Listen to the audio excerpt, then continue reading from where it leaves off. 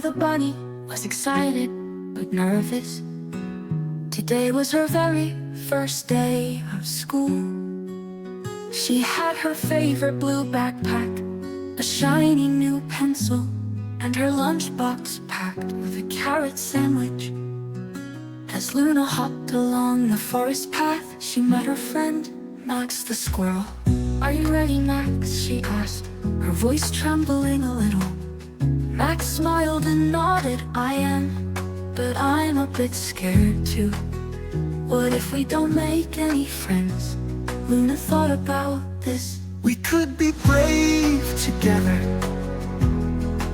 Maybe if we smile and say hello, others will want to be our friends. When they reached the school, it was full of other young animals.